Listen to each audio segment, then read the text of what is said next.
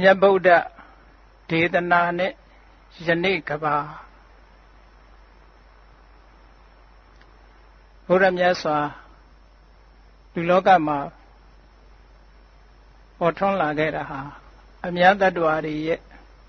ဟိတဒုက္ခအကျိုးစီးပွားနဲ့ချမ်းသာဒုက္ခအလုံးငါပေါ်ထွက်လာတာဖြစ်ပါတယ်ဟိတဆိုတာအခြေအနေကောင်းတွေကိုခေါ်ပါတယ်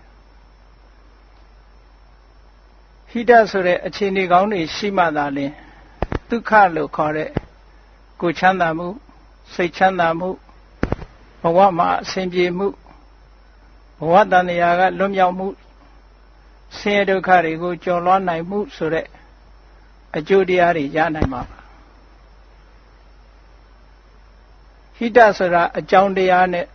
ဒုက္ခဆိုတာအကျိုးတရားအကြောင်းတရားနဲ့အကျိုးတရားနှမျိုးစုံဖြစ်ပေါ်စေမှသာလျှင်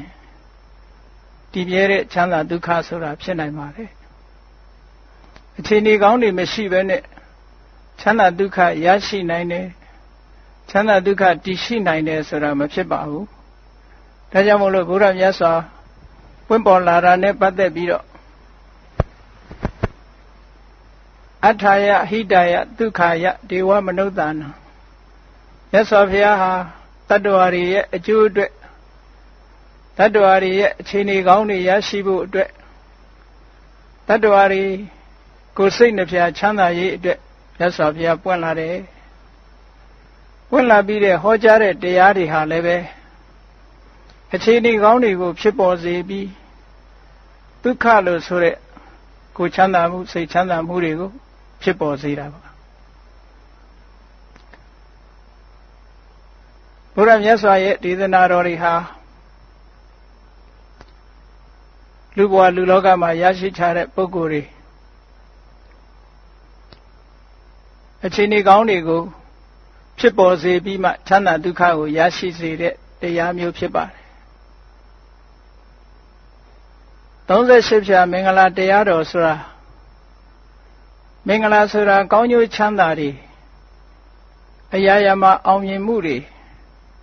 ဘယ်ကိစ္စမှမဆိုအရှုံးမရှိပဲနဲ့အရာရာအောင်မြင်တာဒါကြောင့်မို့မင်္ဂလာတုတ်ထဲမှာသဗ္ဗထသုထိန်ခိသန္တိသဗ္ဗထမပ္ပရာဇိတာ